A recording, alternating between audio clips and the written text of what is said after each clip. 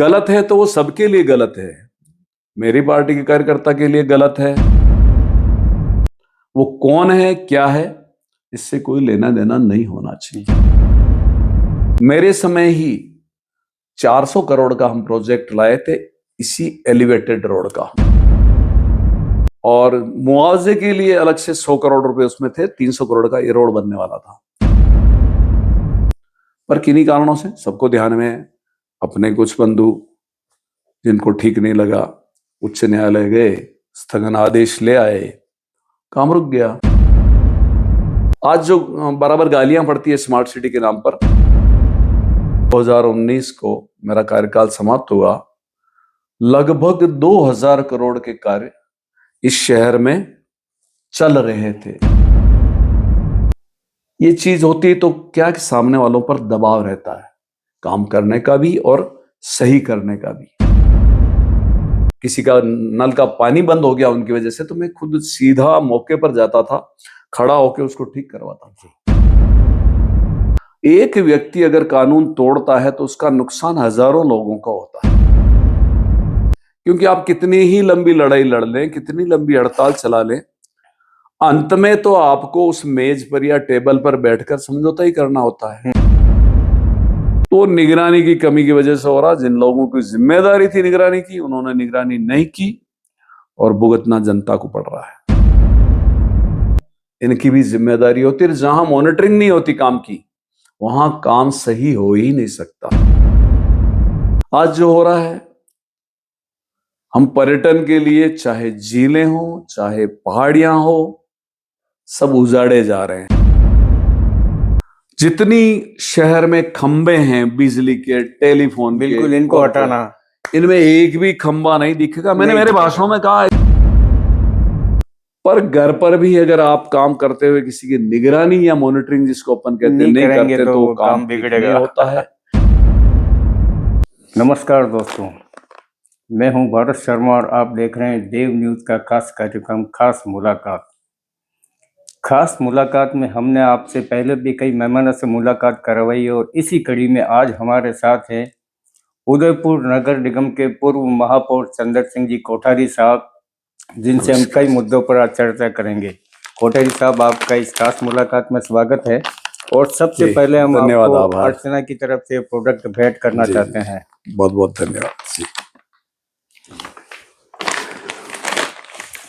Sir, वैसे तो आपका काफ़ी छात्र जीवन, राजनीति जीवन और बीएमएस से, मेरा पहला सवाल आपसे ये है कि भारतीय मजदूर संघ में आप काफ़ी सशक्त और मजदूर नेता रहे हैं।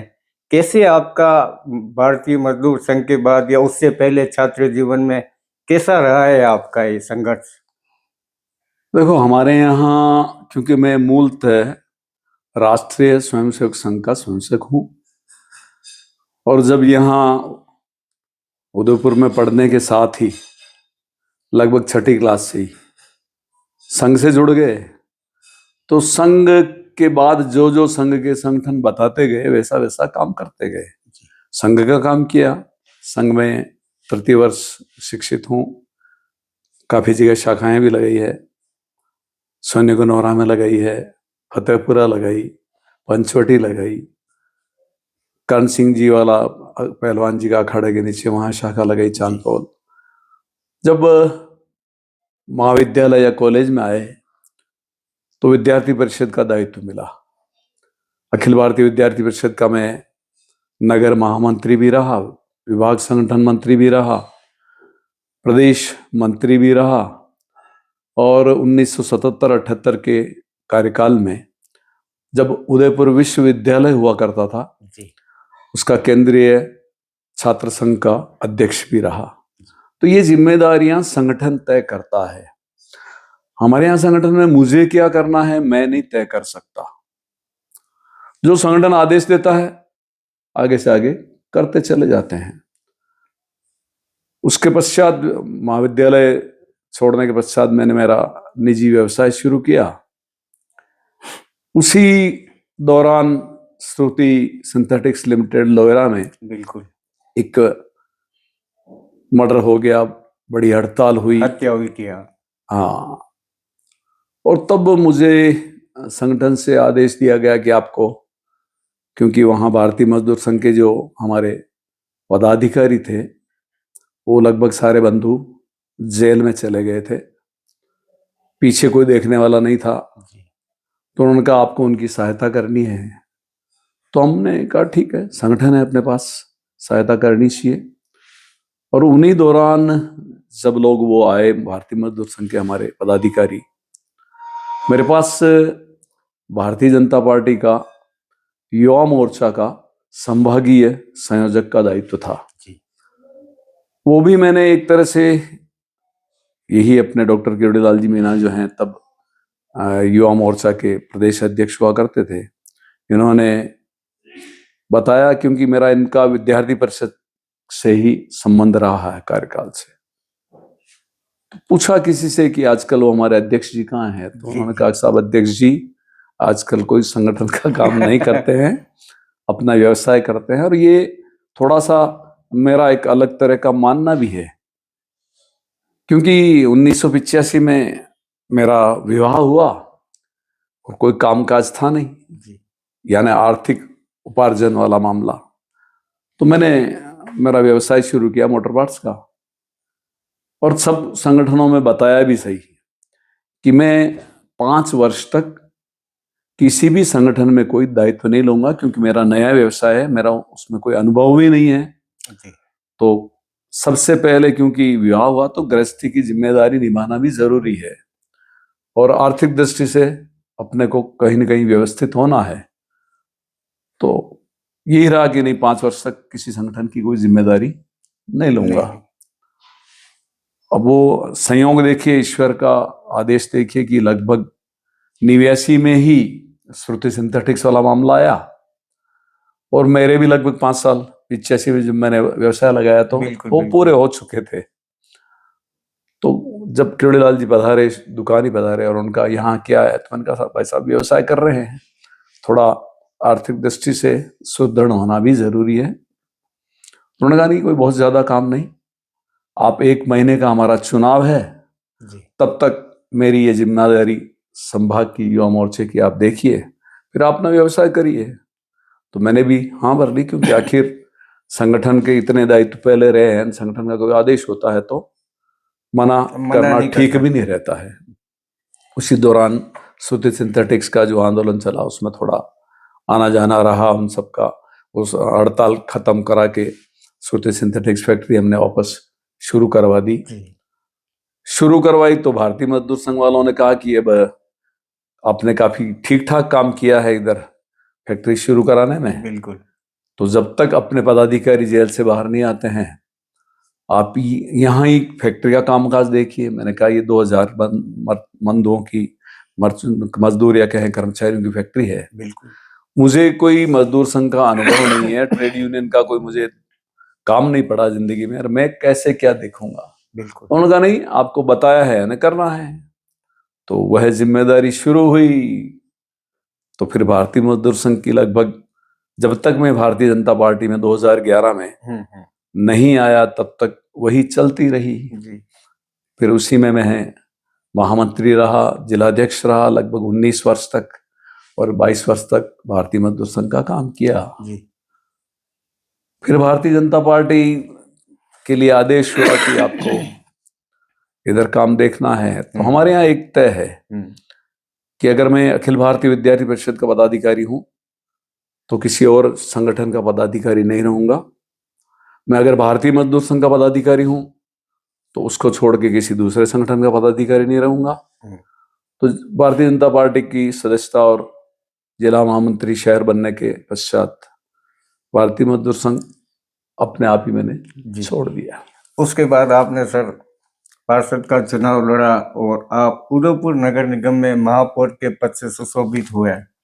महापौर का आपका जो पद था कोटेच साहब, उसके कैसे अनुभव रहे आपको, क्योंकि आपको एक सशक्त महापौर की तरह उदयपुर की जनता ने देखा। आपने कई अवैध अतिक्रमण के खिलाफ भी बड़ी बड़ी कार्रवाइयां की, जिसको लेकर हमने भी देखा उस समय आपके साथ जुड़े हुए थे कि कई आपकी पार्टी के नेता भी आपके उन कामों से नाराज हुए थे। इसको कैसे देखते हैं आप?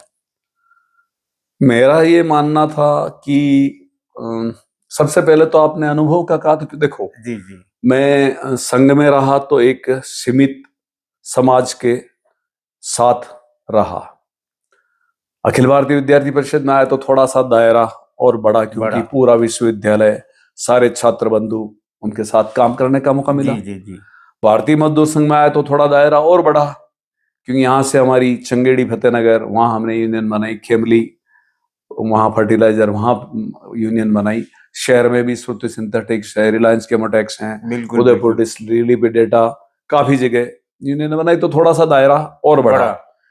फिर अनुभव, क्योंकि विद्यार्थी एक अलग तरह का वर्ग है, उनका अलग तरह का नेचर, या अपन कहते हैं कि काम करने का ढंग है। जी मजदूर संघ में आने के पश्चात, क्योंकि मजदूरों का जीवन एक अलग तरह का जीवन है, तो वहां फिर अलग और सीखने को मिला कि किस कठिनाइयों में जी मजदूर काम करता है, कैसे उसके परिवार को पालता है, और कुल मिलाकर जो संघर्ष की स्थिति रहती है मैनेजमेंट और श्रमिक वर्ग की, तो हमारे वहां भारतीय मजदूर संघ में ये मानना था कि ये संघर्ष की स्थिति नहीं होनी चाहिए और होती भी नहीं है। दोनों को एक दूसरे को एक ही मेज पर बैठकर कहीं न कहीं उसका हल निकालना होता है, क्योंकि आप कितनी ही लंबी लड़ाई लड़ लें, कितनी लंबी हड़ताल चला लें, अंत में तो आपको उस मेज पर या टेबल पर बैठकर समझौता ही करना होता है। तो क्यों ना हम पहले ही मेज पर बैठ करके समझौता। वार्ता कर लें, बिल्कुल। समझौते की बात कर लें, उनको क्या दिक्कत है, हमें क्या दिक्कत है, ये तय कर लें, तो संघर्ष की स्थिति नहीं आए। तो वो एक अलग तरह का अनुभव था। और चूंकि मैं स्वयं व्यापारी रहा और लगभग मेरे विद्यालय काल से मैं कहीं न कहीं किसी दुकान पर, व्यवसाय पर पार्ट टाइम बैठा, तो वो अनुभव भी रहा। मेरा खुद का व्यवसाय रहा तो वहां भी ये अनुभव रहा कि किस तरह श्रमिक वर्ग की क्या स्थिति रहती है। तो बड़ा अच्छा तालमेल इस वजह से रहा कि मुझे दोनों तरह के अनुभव थे। एक दुकान का मालिक या जो बिल्कुल बिल्कुल। उनका क्या सोच होती है, हाँ, क्या और भूमिका मजदूरों होती के है। साथ रहने के बाद मुझे लगा कि इनकी क्या सोच होती रही है, दोनों में टकराव नहीं हो, इसके लिए मुझे बहुत बड़ा फायदा ये इस अनुभव का रहा। जी और इसलिए, और सबका सहयोग रहा, संगठन का सहयोग रहा, तो कार्यकाल सफल भी रहा। और अंत में जैसा आपने फिर बताया कि भारतीय जनता पार्टी में आए तो ये दायरा तो बहुत बड़ा हो गया। फिर पूरा उदयपुर शहर, पहले केवल विश्वविद्यालय रहा करता था, फिर केवल हमारी जो सरकारी और फैक्ट्री और निजी व्यवसाय जो फैक्ट्रियां बिल्कुल हैं बिल्कुल। हाँ उनके तक सीमित थे। यहाँ आने के बाद तो उदयपुर का प्रत्येक नागरिक, उनसे हमारा सीधा वास्ता पड़ता था। तो एक दायरा बढ़ा, दायरा बढ़ा तो सेवा करने का, मौका करने का दायरा भी बढ़ा उसके साथ साथ, कि मैं काफी लोगों की अपन सहायता कर सकते हैं, उनके काम कर सकते हैं, उनके लिए काम आ सकते हैं। ये दायरा बढ़ा सबसे पहला। बिल्कुल। फिर क्योंकि मैं लगातार जिस संगठनों में रहा, अखिल भारतीय विद्यार्थी परिषद में रहा, भारतीय मजदूर संघ में रहा, तो हमारे यहाँ संगठन में भी और मेरी भी एक व्यक्तिगत ये आदत बन गई कि अनुशासन हर संगठन में होना चाहिए। बिना अनुशासन के कोई संगठन आगे नहीं बढ़ सकता। आगे बढ़ नहीं सकता, थोड़े कार्यकाल में चल सकता। कहीं ना कहीं अनुशासनहीनता अगर उसमें आई जी तो वह गिरावट की ओर जाएगी। जाएगी। इसलिए जैसा आपने कहा कि थोड़ा आप ऐसे रहे, कठोर या स्ट्रिक्ट या जो भी आपने बिल्कुल। शब्दों हाँ, का आपके इस्तेमाल फैसले किया, रहते हैं। हाँ तो मेरा ये मानना था कि दो चीजें हैं। एक तो अनुशासनहीनता नहीं होनी चाहिए, दूसरा जो नियम कानून बने हुए हैं नगर निगम के, शासन के, उनकी पालना निश्चित रूप से होनी चाहिए। नहीं तो कानून बनाने का फायदा क्या। एक व्यक्ति अगर कानून तोड़ता है तो उसका नुकसान हजारों लोगों का होता है। बिल्कुल। तो कानून तोड़ना गलत है, ये ध्यान में आया। फिर एक बात मेरे और मानना था कि पार्टी का पद एक अलग चीज होती है। मैं जिला महामंत्री रहा या जिला अध्यक्ष कोई होता है, जी जी उसको पार्टी के कार्यकर्ताओं और पार्टी की रीति नीतियों के लिए ही काम करना होता है अधिकतर। महापौर जो पद है वह एक संवैधानिक पद है।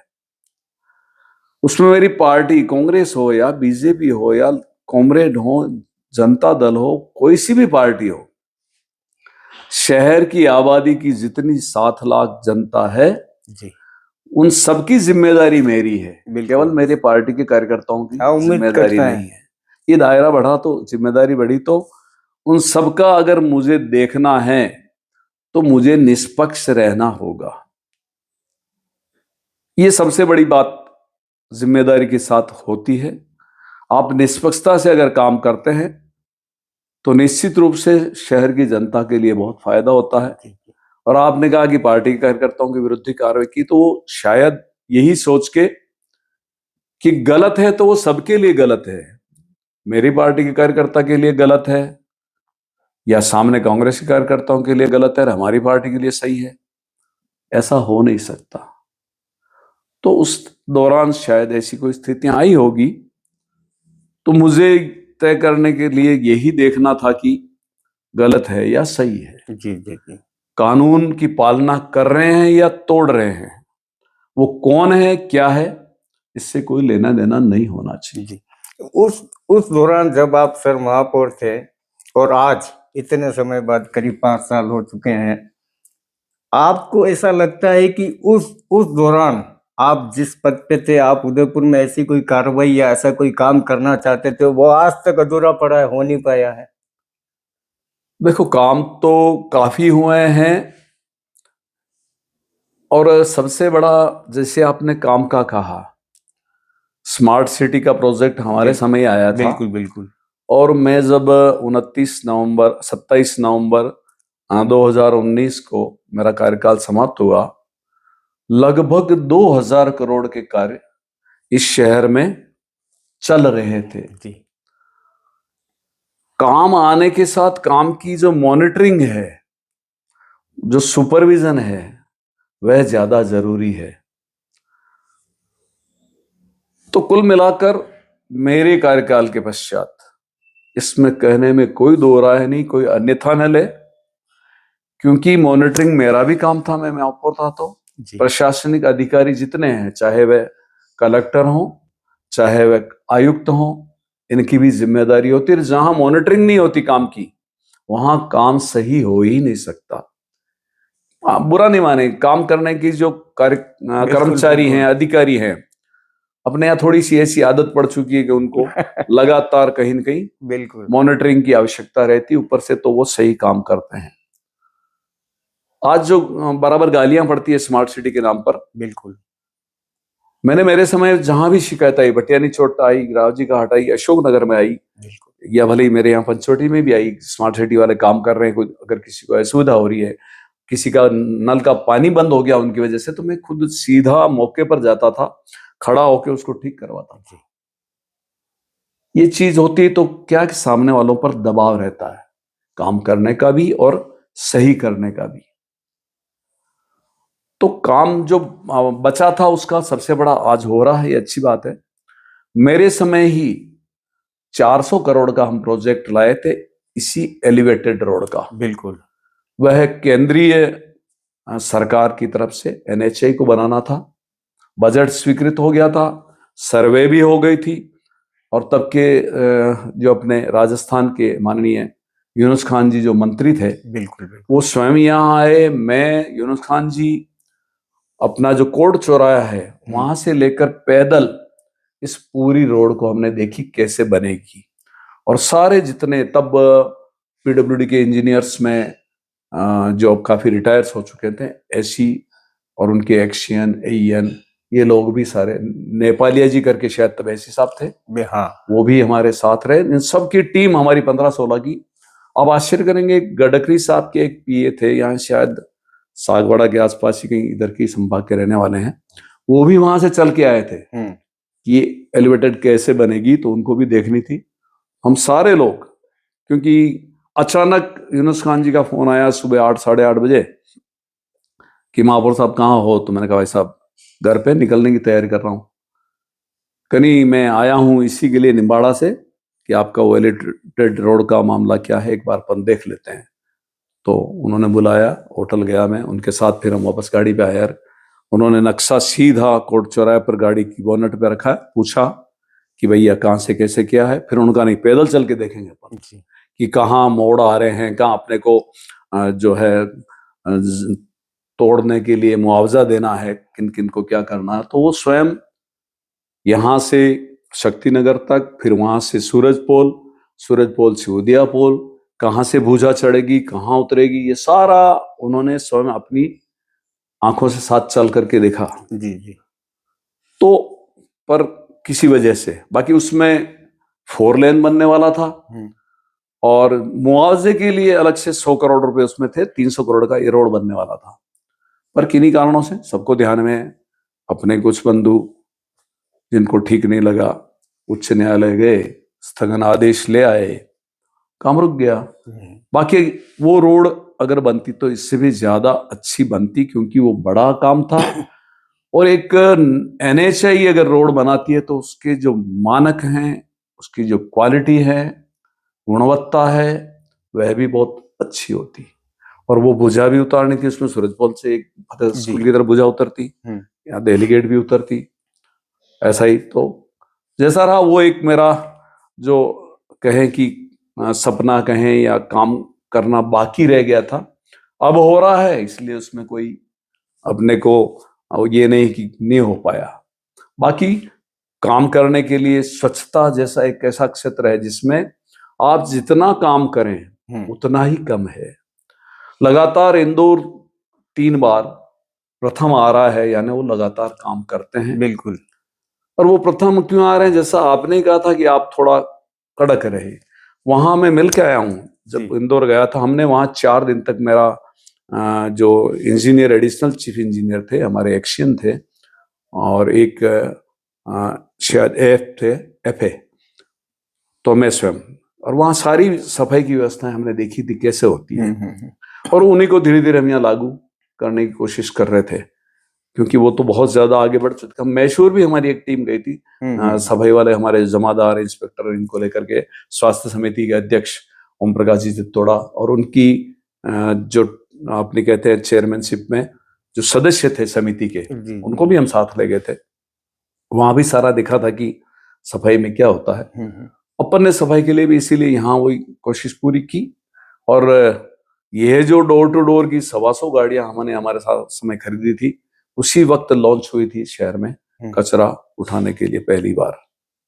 तो जैसा सर आप इंदौर की आपने बात की, स्मार्ट सिटी, उदयपुर में हम ये देख रहे हैं कि विगत 10 सालों में या 5 सालों में जब से स्मार्ट सिटी प्रोजेक्ट आया है, यहाँ पर अभी सीवरेज के कई काम भी अधूरे पड़े हुए हैं। और 10 सालों से हम देख रहे हैं निरंतर सीवरेज का काम चल रहा है, और वो भी करीब करीब कई मोहल्लों के अंदर हम देखते हैं कि फेल हो चुका है। इसको कैसे देखते हैं आप कि ये कब तक उदयपुर में जो है ये स्मार्ट सिटी का स्वरूप ले लेगा उदयपुर, और एक खूबसूरत शहर वैसे है लेकिन और खूबसूरत बन जाएगा? देखो, आपने जो बातें कही उसमें 2 बातें मैंने शुरू में ही आपको निवेदन किया था कि कोई भी काम बिना मॉनिटरिंग के सफल नहीं हो सकता। ऐसी जनरल कर्मचारी अधिकारियों की आदत पड़ गई है। कब पूरा होगा, कैसे होगा, क्योंकि मैं सीधा आज उस व्यवस्था से जुड़ा हुआ नहीं हूं। स्मार्ट सिटी में 7-8 लोग ही होते हैं। स्मार्ट सिटी लिमिटेड कंपनी है एक, उदयपुर स्मार्ट सिटी में लिमिटेड करके। उसमें चेयरमैन जयपुर से होते हैं, DLB secretary, vice chairman mayor और कलेक्टर होते हैं। बाकी जो टेक्निकल स्टाफ होता है उसमें PWD से है, एक अकाउंट से हैं, ऐसे लोग होते हैं। हमारे यहाँ के कमिश्नर हैं, वो भी उसमें सदस्य रहते हैं। तो यहाँ कलेक्टर और मेयर, क्योंकि 2 ही यहाँ बिल्कुल मेन है, तो उनकी जिम्मेदारी होती है कि कहीं स्मार्ट सिटी के अगर काम चल रहा है तो लगातार उसकी मॉनिटरिंग करे। और मैंने जैसा निवेदन किया कि मैं अभी सीधा इस व्यवस्था में कहीं जुड़ा हुआ नहीं हूं, तो कब पूरा होगा, कैसे होगा, बता नहीं सकते। परंतु अगर अच्छा करना है तो मैंने कहा कि जो जिम्मेदारियां यहाँ इनकी है, इनको लगातार कहीं न कहीं मॉनिटरिंग करनी चाहिए। स्मार्ट सिटी के जो पदाधिकारी हैं उनकी बैठक लेनी चाहिए। हमारे यहाँ भी स्मार्ट सिटी का जब प्रोजेक्ट है तो लगातार मीटिंग्स जयपुर भी होती थी, नगर निगम में भी होती, तो चेयरमैन जयपुर से यहाँ आ जाते थे और उनको जैसा जैसा आपको राय देनी होती है आप दीजिए, काम होता है। एक साइड जैसे उदयपुर में अगर हम आम जैसे युवा है, बच्चे हैं, उनके खेलने का अगर एक मैदान देखे तो एक गांधी ग्राउंड हमको नजर आता है। उसके बाद गांधी ग्राउंड जैसा कोई दूसरा बच्चों के लिए खेलने का मैदान या युवाओं के लिए ऐसा बन नहीं पाया। इसको कैसे देखते हैं आप? जरूरत है उदयपुर में ऐसे किसी विशाल स्टेडियम की? या गांधी ग्राउंड तो है ही यार, बहुत पुराना है, महाराणा साहब की बदौलत है उदयपुर के। खेल गांव अपना एक विकसित हुआ है और वो ज्यादातर हमारे ही समय हुआ है, मेरे कार्यकाल में, और नगर निगम ने भी उसमें काफी सहयोग किया और यूआईटी का तो मेन प्रोजेक्ट था ही वो जी। खेल गांव में जो सुविधाएं हैं, काफी सुविधाएं आज अंतर्राष्ट्रीय स्तर की अपन ने वहां विकसित की है।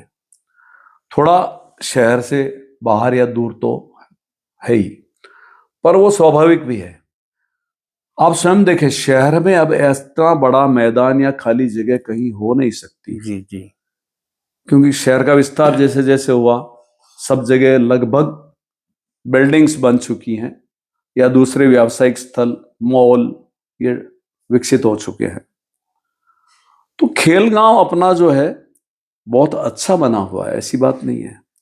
वहाँ चाहे स्विमिंग पूल लें आप, चाहे मैदान हॉकी के लिए में, तीरंदाजी के लिए हैं, काफी चीजें वहाँ हैं जिनका स्तर आज अंतर्राष्ट्रीय स्तर का है। और बाकी अब और अगर अपन चाहें कि विकसित करें तो अब अपना दक्षिण विस्तार के अलावा, क्योंकि चारों तरफ अपने पहाड़ियां हैं, बिल्कुल उदयपुर से जहां भी बाहर निकलो पहाड़ी आ जाएगी। दक्षिण विस्तार अंतिम स्थल अपना बचा है जहां ऐसा बड़ा विकसित कर सकते हैं, क्योंकि कृषि मंडी जो बनी है वो भी उधर ही बनी है नई जी। उधर अभी भी जगह खाली है।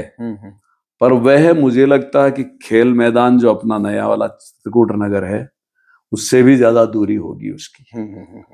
एक ही जगह है जहां बन सकता है।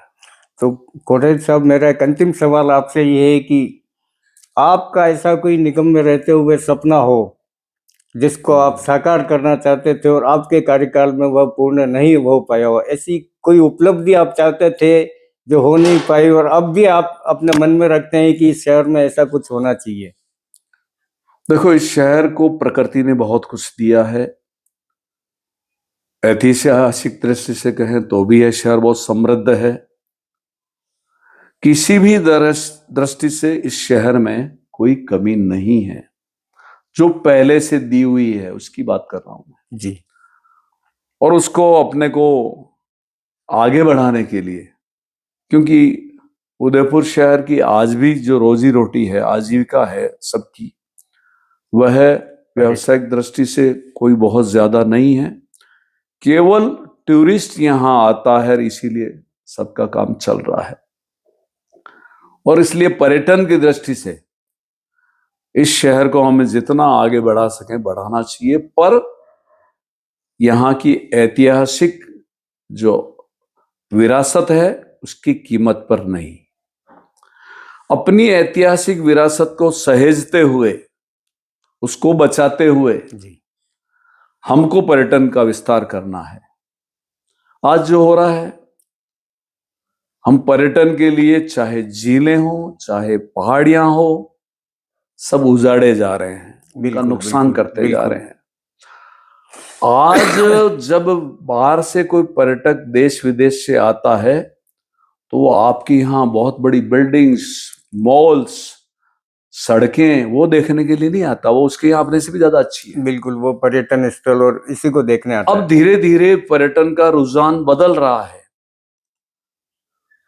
पर्यटक जब आता है अब तो कहीं भी यहाँ आए, जयपुर में आए, वे आपके पुरानी इमारतें देखता है, पुराना शहर कैसे बसा हुआ है उसका अध्ययन करता है, और आपके जंगल कैसे हैं उसका अध्ययन करता है। जी।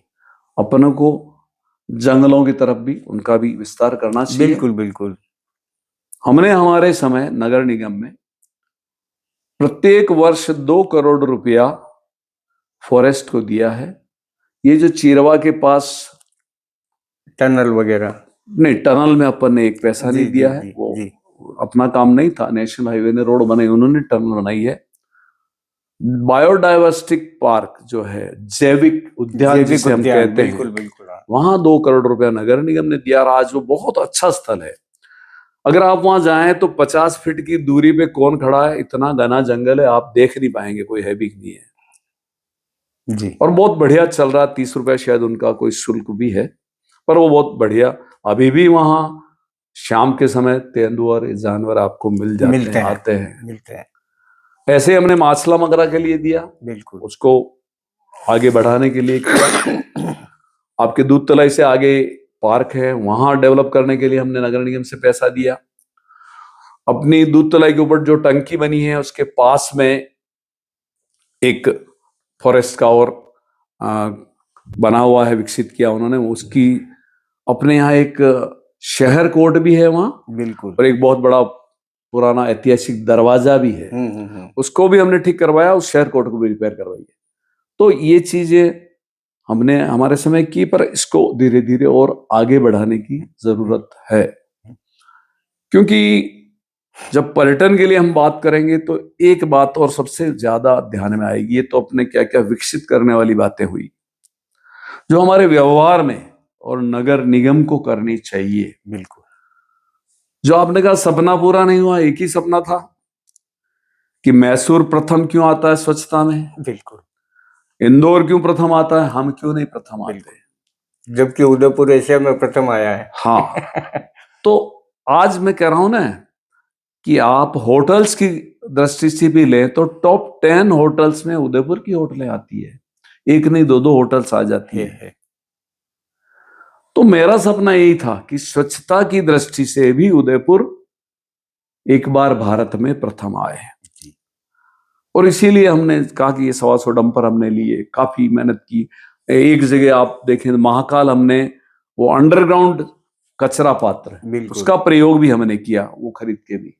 ये प्रयोग भी हम करके देखें। इस तरह से हमारा जो वहाँ मादड़ी में फायर स्टेशन है, बिल्कुल है, वहां हमने एक गैस संयंत्र लगाया जिससे बिजली उत्पादन होती है। 1 करोड़ रुपए का वह प्रोजेक्ट था, नगर निगम ने एक पैसा नहीं लगाया। साराई SDC, स्विस डेवलपमेंट कॉरपोरेशन, ये एक बाहर की NGO था, उन्होंने दिया। यहां से आज भी शहर की जितना हरा आपका, जिसका अपन गीला कचरा अपन जिसको कहते हैं, बिल्कुल बिल्कुल, वहां जाता है, वो डालते हैं। वहां 10 ऐसे बने हुए टैंक्स हैं, उनसे आगे से आगे पास होता है, अंत में गैस बनती है और उस गैस से टरबाइन चल करके बिजली उत्पादन हो रही है। हमारा भी फायर स्टेशन चल रहा है, हम उत्पादन करके बाहर बेच भी रहे हैं जी। ऐसा ही हमने स्वच्छता के लिए तीतरडी में एक प्रोजेक्ट लगाया, वो आज अच्छा चल रहा है। वहां भी यही कि पहले गीला सूखा कचरा अलग होने के बाद जो कचरा छटता है उससे आगे वो उसको उपयोग में लेते हैं जी। तो कहीं न कहीं हमको बाकी सब हो जाएंगे, एलिवेटेड रोड भी बन जाएगी, फ्लाईओवर भी बन जाएंगे, क्योंकि कहें तो यातायात वाला भी समस्या हमारे यहाँ पर वो नगर निगम के अंतर्गत नहीं आती, जिम्मेदारी में नहीं आती, इसलिए उधर हम सोचते भी नहीं बहुत ज्यादा, और उसके लिए हम कर भी नहीं सकते क्योंकि राज्य सरकार का लेकिन काम निगम ने प्रयास भी किया, पर निगम के पास है। और अगर यहाँ महापौर रहते हुए शायद में और समय मिलता है आगे करता, तो स्वच्छता के लिए अवश्य करता कि यह शहर बिल्कुल साफ सुथरा दिखना चाहिए और एक बार किसी न किसी तरह भारत में नंबर 1 यह भी आना चाहिए। वैसे उदयपुर को राजस्थान का कश्मीर ऑलरेडी कहा जाता है, बिल्कुल कहा जाता है, और ये कहा नहीं जाता, वास्तव में है जी। मतलब एक घटना बताता हूँ, मैं बहुत 20-25 साल पहले कभी कश्मीर गए थे हम सब परिवार जी। हम वहां से उतरे, जो शिकारे वाले आते हैं, जब उनको सामान दिया और उन्होंने पूछा जी कि आप लोग कहाँ से आए हैं, तो हमने कहा उदयपुर से। उनसे कहा कौन सा उदयपुर? हमने कहा उदयपुर राजस्थान से। अब आश्चर्य करेंगे, ये सत्य घटना है। उस शिकारे वाले ने कहा साहब अगर आप उदयपुर राजस्थान से आए तो आपको कश्मीर बहुत ज्यादा अच्छा नहीं लगेगा। ये सच्ची बहुत घटना बड़ी है। बात है साहब। मैं उदयपुर की बड़ाई के लिए नहीं कर रहा हूँ, बिल्कुल बिल्कुल। कि उसके ये शब्द थे, और मेरा परिवार सारे लोग थे उसमें, जी गवाह जी मेरे साथ जी मित्र थे हमारे कोई, जी ठीक है 25 साल पहले की घटना रही होगी। और उनके ये शब्द थे कि अगर आप उदयपुर राजस्थान से आए हैं तो कश्मीर बहुत ज्यादा अच्छा नहीं लगेगा, अच्छा तो लगेगा, हाँ हाँ। पर आपको ऐसा नहीं लगा कि बहुत ज्यादा कि स्वर्ग में आ गए और वहां कहीं आप नरक में थे क्या। मतलब इतनी ख्याति उदयपुर की कश्मीर यानी पूरे हिंदुस्तान में फैली हुई है। तो इतना प्यारा शहर, इतना ऐतिहासिक दृष्टि से, वीरता की दृष्टि से महाराणा प्रताप का नाम, आज मैं चीन जब गया तो वहां पर, यहां से मैं पगड़ी और ये हल्दी घाटी की माटी ले गया। वहां एक चित्र हमने महाराणा प्रताप का, हल्दी घाटी का, जो प्रदर्शनी वहां लगी, लगभग 23 देशों के मेयर वहां आए थे, जी तो हमने वो वहां रखा। तो लोगों को मैं खड़ा रह के उनको बताना पड़ा कि ये क्या चीज है। जब उनको लगा कि अच्छा, महाराणा प्रताप की भूमि उदयपुर से ये लोग आए हैं जी जी और ये उन्हीं का विरासत या उनकी ऐतिहासिक चित्र है, तो बहुत अच्छा लगा। विश्व की बात कर रहा हूं मैं, हिंदुस्तान की बात नहीं कर रहा हूं। जी जी उन लोगों को भी इतना अच्छा लगा। तो ये तो उदयपुर उदयपुर है, जी मेवाड़ मेवाड़ है। जी तो निश्चित रूप से इसकी ख्याति फिर स्वच्छता की दृष्टि से, जी और उसमें क्योंकि नगर निगम अकेला या प्रशासन अकेला कुछ नहीं कर सकता, आप और हम सब की और जनता की भी जिम्मेदारी है कि हम अगर इस हमारे शहर उदयपुर से प्यार करते हैं, निश्चित रूप से तो हमें भी इसके लिए लगना चाहिए, बिल्कुल। हमें भी चिंता होनी चाहिए। हम सब चिंता करेंगे तो निश्चित रूप से आ सकता, कोई बहुत बड़ी बात नहीं है नंबर बनाने में। एक आखिरी सवाल कोटे साहब चलते चलते आपसे, कि उदयपुर के जो वार्ड है, वार्डों की संख्या बढ़ी है, सब कुछ बढ़ा है, लेकिन उदयपुर के अंदरूनी भीतरी इलाके जो हैं वो आज वैसे के वैसे नजर आते हैं। सफाई व्यवस्था को लेके वो वो उच्च स्तर के प्रयास नजर नहीं आते हैं। इसको कैसे देखते हैं आप, और शहर की जनता को क्या संदेश देना चाहते हैं कि शहर को खूबसूरत बनाने के लिए उनकी क्या सबसे बड़ी भागीदारी होनी चाहिए? आपने दो बातें बताई, एक तो भागीदारी क्या होनी चाहिए, संदेश वाली बात। पहली आपने कहा कि अभी भी शहर में गंदगी या सफाई बिल्कुल नहीं बिल्कुल। है। अब आप देखो कितना मामला विपरीत दिख रहा है। स्मार्ट सिटी प्रोजेक्ट में जो शहर कोट है, वॉल सिटी जिसे हम कहते हैं, अंदरूनी, हाँ उसी के 17 वार्ड, 17.5 वार्ड लिए थे। जी बाहर का एक वार्ड भी नहीं लिया। मेरा स्वयं का वार्ड 4, ये पंचवटी स्मार्ट सिटी प्रोजेक्ट में नहीं नहीं था है। और नहीं है, क्योंकि उद्देश्य यही था, जैसा मैंने अभी निवेदन किया, कि अब आज जो पर्यटक आता है जी वह पुरातत्व की दृष्टि से देखना पसंद करता है, ऐतिहासिक दृष्टि से चीजें देखना पसंद करता है। तो हमारा जो फोकस था, हमारा जो केंद्रीय बिंदु था, वो अंदरूनी शहर ही था। उसी को लेकर के हमने प्रोजेक्ट बनाया था। जी 857 करोड़ करीब का ये स्मार्ट सिटी का जो प्रोजेक्ट था, उसमें वॉल सिटी का काम ही सबसे ज्यादा था। अब उसमें मूलभूत सुविधाएं क्या हम देने वाले थे, जी अभी अब तुलना करेंगे क्या है ये आप बताएंगे। पहला था जल व्यवस्था 24 घंटे पानी की, निरंतर आने बिल्कुल की, ये हमारा स्मार्ट सिटी का वादा था। बिल्कुल।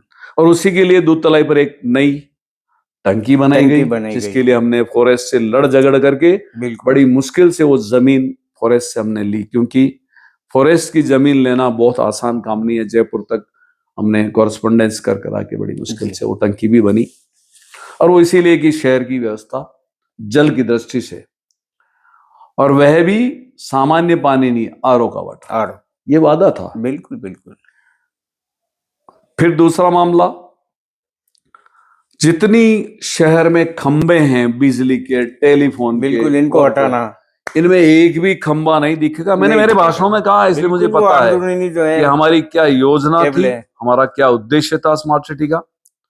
क्यों नहीं पूरा हो पाया वो भी बताऊंगा। जी जी कहीं भी आपको तार नहीं दिखेगा।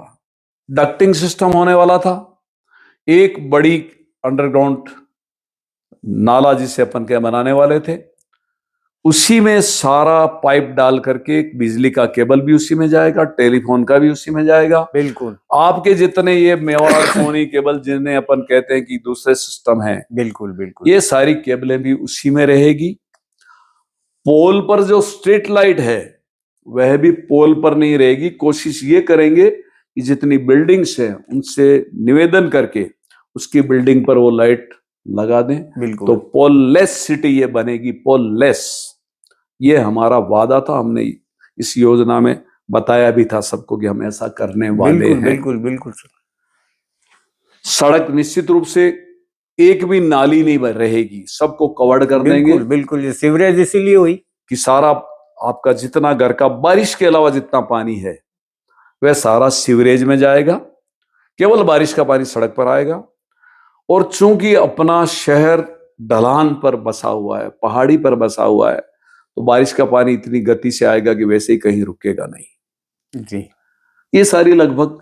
और जो हमने एक हेरिटेज वॉक भी शुरू किया था उस समय, और वो चली भी काफी टाइम। उसके लिए हमने एक कॉन्टेक्ट दिया, एक जो गाइड हैं उनको, उन्होंने चलाई। यहाँ से के जितने ऐतिहासिक बिल्कुल अपने स्थान हैं वो उनको नगर निगम की तरफ से दिखाते भी थे।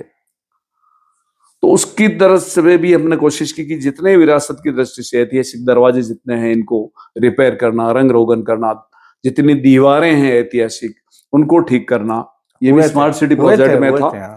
ऐतिहासिक बिल्डिंग्स, हवेलियां जिन्हें हम कहते हैं, एक जगदीश चौक पर हवेली है, वो निःशुल्क निजी हवेली है, पर स्मार्ट सिटी का प्रोजेक्ट था, इसलिए उसको सारा पैसा हमने लगाया निःशुल्क, उसको बिल्कुल नई सिरे से सही की। बिल्कुल ऐसा ही वहां का थाना है जगदीश चौक का चौकी, उसको हमने सही किया। मोती चोटा में एक हवेली है, उसको हमने स्मार्ट सिटी प्रोजेक्ट में लेकर के निःशुल्क अच्छी की है, रिपेयर की। का भी विकास, आयुर्वेद अस्पताल मोती चोटा का है, उसमें हमने किया।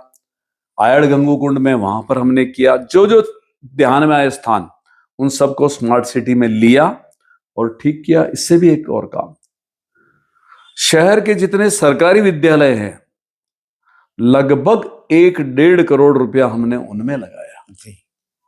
ये मैं स्मार्ट सिटी की बता रहा हूं, क्या योजनाएं थी और क्या की हमने। जिस विद्यालय में किसी में खेल मैदान नहीं है उसको विकसित किया, बिल्कुल, किसी में शौचालय नहीं है उसमें वो लग किया, किसी में वाचनालय नहीं है तो वो किया, कहीं कमरे की आवश्यकता या हॉल की आवश्यकता है वो बनाई। हमने यहाँ जो इनका शिक्षा अधिकारी है उनसे सूची मांगी कि आपके कौन से विद्यालय में क्या करवाना है डेवलपमेंट या हमारी तरफ से, और उस अनुसार वो भी काम हमने किया। वो स्मार्ट सिटी में किया वो भी सारा। तो काफी काम स्मार्ट सिटी प्रोजेक्ट में हुए हैं, पर हो सकता है हाईलाइट नहीं हुए या ध्यान में नहीं आ पाए होंगे। बाकी स्मार्ट सिटी में काम काफी हुए हैं जी। फिर आपने बताया कि ये योजनाएं हैं, तो आज की स्थिति में पानी की क्या स्थिति है, डक्टिंग की क्या स्थिति है। बिल्कुल, मैंने जो बार बार बात दोहराई उसी पे आ रहा हूं कि काम हमने किसी कॉन्ट्रैक्टर को दिया। L&T अच्छी कंपनी थी, बहुत बड़ी कंपनी थी, उसकी खुद की एक बहुत ख्याति है, अंतर्राष्ट्रीय ख्याति है। हाँ, पर घर पर भी अगर आप काम करते हुए किसी की निगरानी या मॉनिटरिंग जिसको अपन कहते हैं नहीं करते तो काम बिगड़ेगा होता है। ये जितने काम शहर में ठीक नहीं हो पाए या कमी रह गई माने तो निगरानी की कमी थी। अब निगरानी किनको करनी थी ये आपको पता, हमें पता है, मैंने कहा भी है आपको। अगर आप निगरानी नहीं करेंगे तो जो साधारणतः अपनी आदत यहाँ काम करने वालों की, कर्मचारी अधिकारियों की रहती है वैसे ही काम हुआ। और आज जैसा हम भी पढ़ते हैं मीडिया में, अखबारों में, कहीं न कहीं भी काम ठीक नहीं हो रहा है, लीकेज हो रहा है, गलत हो रहा है, तो निगरानी की कमी की वजह से हो रहा। जिन लोगों की जिम्मेदारी थी निगरानी की उन्होंने निगरानी नहीं की और भुगतना जनता को पड़ रहा है। कोठारी साहब, आपने हमें अपना कीमती समय दिया। नहीं, समय तो देखो ऐसा है कि जिस जिम्मेदारी पर बन रहे हैं, आज शहर की चिंता की है तो आज भी चिंता है, पर सीधी हमारी जिम्मेदारी नहीं है आज, तो अपन उसमें दखलंदाजी नहीं कर सकते और मेरी आदत में भी नहीं है। कोई जितना काम बताता है उतना कर लेते हैं, जी जी पर दुख भी होता है कि इतना पहले शहर, मतलब हिंदुस्तान के जो 100 शहर छांटे गए, बिल्कुल बिल्कुल। उसमें उदयपुर का नाम आ हाँ, गया चयन करना, हाँ। और 100 राजस्थान में नाम आ जाना बिल्कुल। अपना पहले ही दौर में कोई छोटी मोटी बात नहीं थी। बहुत बड़ी बात थी। इतना बड़ा प्रोजेक्ट, लगभग मैंने कहा ना 857 करोड़ का प्रोजेक्ट, इतना खर्चा करने के पश्चात अगर आज जनता को सुविधा सुविधाएं होना तो नहीं मिल दूर रही है, रहा, बिल्कुल असुविधा होती है असुविधा होती है, तो दुख होता है। और और उससे भी बदतर जिनकी हालत। जिम्मेदारी थी, अगर वो बराबर, अगर मेरी जिम्मेदारी रही तो मैं खुद भी उस पे मेरे ऊपर लूंगा कि मैंने प्रॉपर मॉनिटरिंग नहीं किया, जी और मेरे बाद जिनकी रही अगर प्रॉपर मॉनिटरिंग नहीं की तो यह बड़े दुख की बात है। जी जी जी। आपने धन्यवाद आपका बहुत बहुत बहुत बहुत धन्यवाद, कि आपने काफी समय दिया। पुरानी बातें जो शायद शहरवासियों को पता नहीं थी, जी जी आज पता लगी होगी। और विशेषतया जी 2 चीजें की आपने, जैसा एक तो कहा कि आपने काफी निर्माण बिल्कुल अवैध बिल्कुल। तोड़े, हाँ हाँ लोगों को लगा होगा क्यों तोड़े हैं, तो मैंने बता दिया क्यों टूटे हैं। बिल्कुल। दूसरा, स्मार्ट सिटी जो आज भी असुविधाएं हो रही है, लोगों को परेशानी हो रही है, इनके जवाब आपके माध्यम से मिले आज शहर जी को, जी जी ये बहुत बड़ी मेरे लिए खुशी की बात है। जी।